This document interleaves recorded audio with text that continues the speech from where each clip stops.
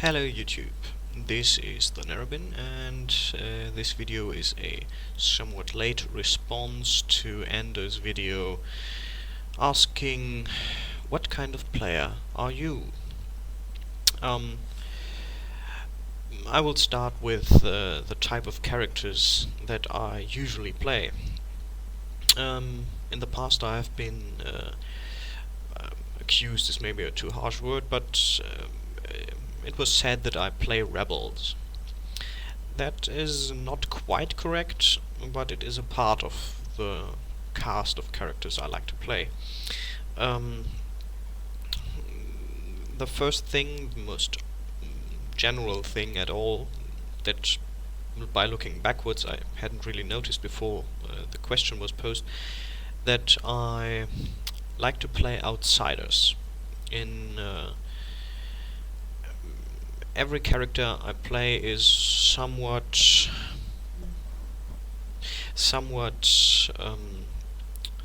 outside of the normal gaming world, either because they are from somewhere else, or because they have different opinions on certain things, religion, politics, something like that.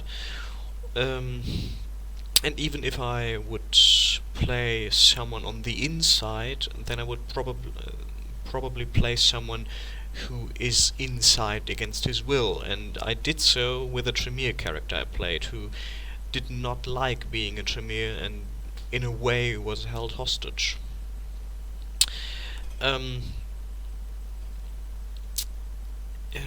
Another pillar of my gaming style is that I like to play people who have faith in something, maybe an ideal, maybe actual gods.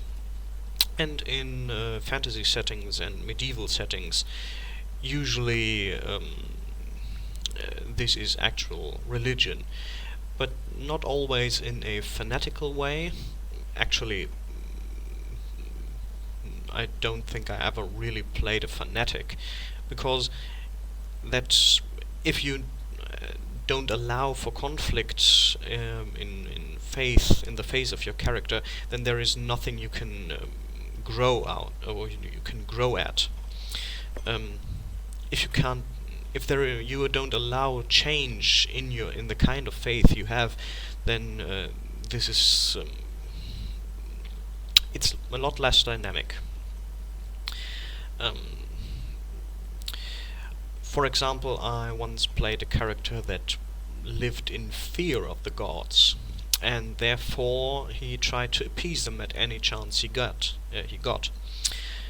and that was his kind of faith.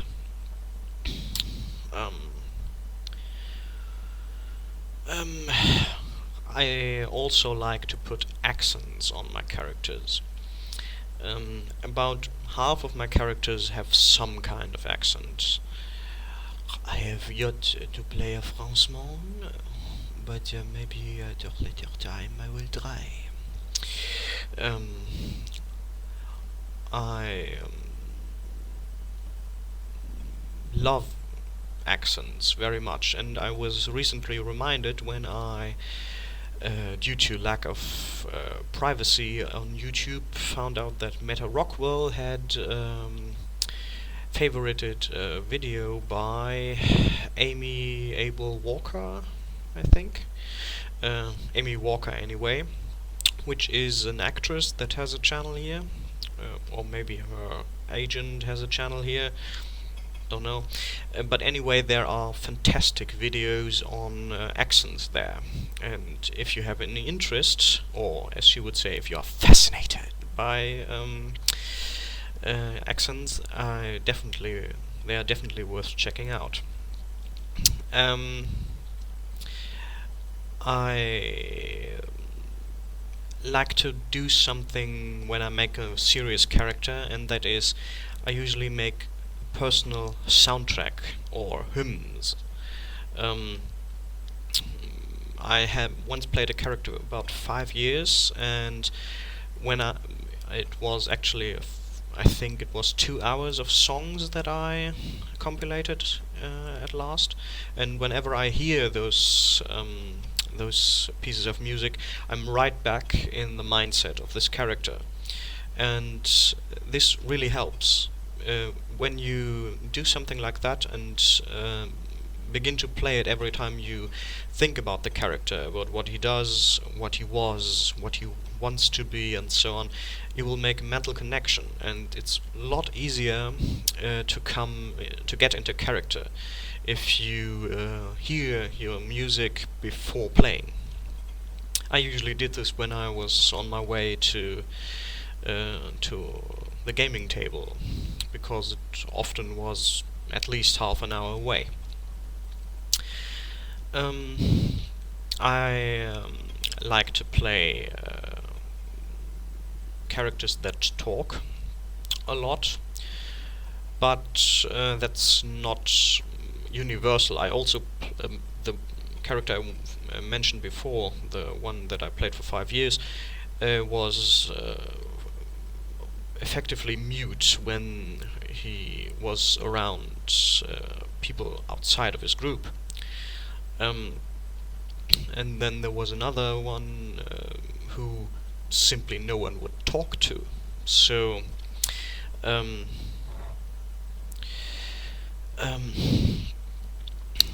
but to be honest, I like characters that talk. Maybe a bit too much, just the same as the gentleman said. And I too have the fear of grabbing too many people's spotlight, and I will definitely watch out for that more in the future. What I definitely have a problem with is playing stupid characters. When I did so in the past, it really annoyed me when people were beginning to talk about things and I couldn't contribute because of the level the conversation was being held at. I found a small way around that, but that only works after a few years of play, and that is that I kept a mental note about what the characters were saying to each other, so that if at a later time I heard again that they were talking about a similar topic, then I would recall that and ask, didn't you say once blah blah blah, or something like that, and that usually, at least I could steer them in the right direction with the discussion if I thought I had something important to say without being able to say it because my character was simply stone stupid. What I also did, I played a character that was not very creatively intelligent, but very logical. You see, maybe like Columbo, and he was, or is, as the group is not really disbanded, just on pause, is a law enforcer in principle. He is so unintelligent to drive others a bit crazy, but still he can make combinations, and that gives me only about half the frustration it normally would get, and it gives me the fun of frustrating the others a bit. So maybe that's the way around it.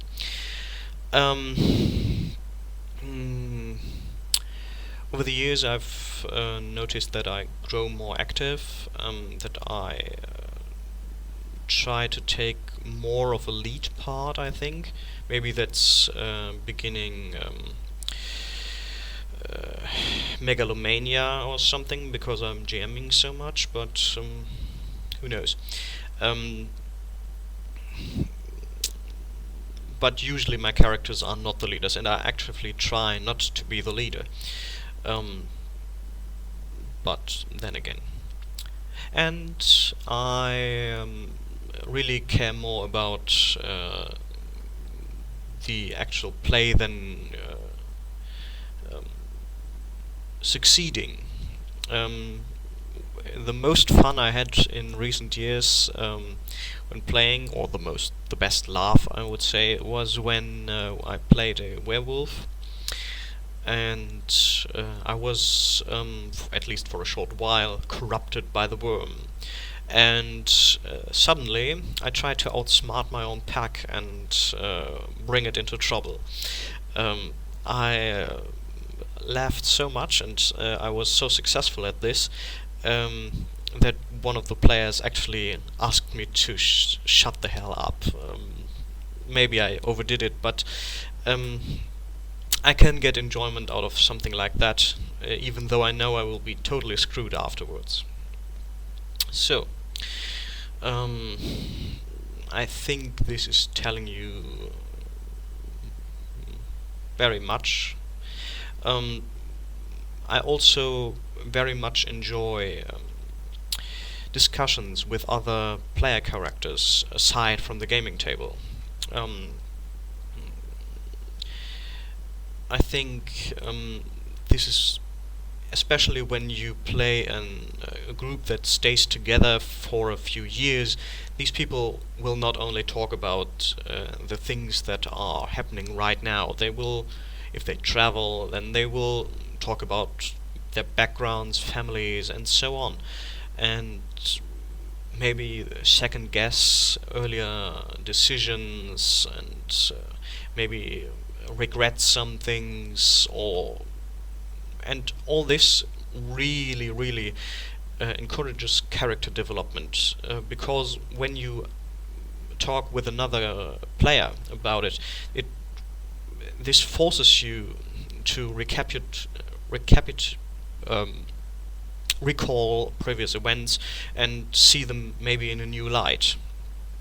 Um, Sadly, that doesn't happen as often as it once did, but there's always hope, isn't there?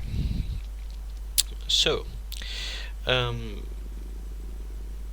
I don't really know what to say more, but oh, I'm not really in for the dice rolling. Um, uh, I once the character I played so long was a fighter, and it really took a long while till I enjoyed fighting, and it never happened again after that. So dice rolling is, I think it's a necessary part, and I played a game where there was no dice rolling, and there was not as much suspense. And I think therefore dice are a good thing, but they should be used efficiently in that way. So, New World of Darkness over Old World of Darkness in that respect. Um, yeah, I think now we'll finish. Maybe I will do a follow-up if I think I've forgotten something, or put it in the descriptions or something. I'm the Neraman. Thank you for watching.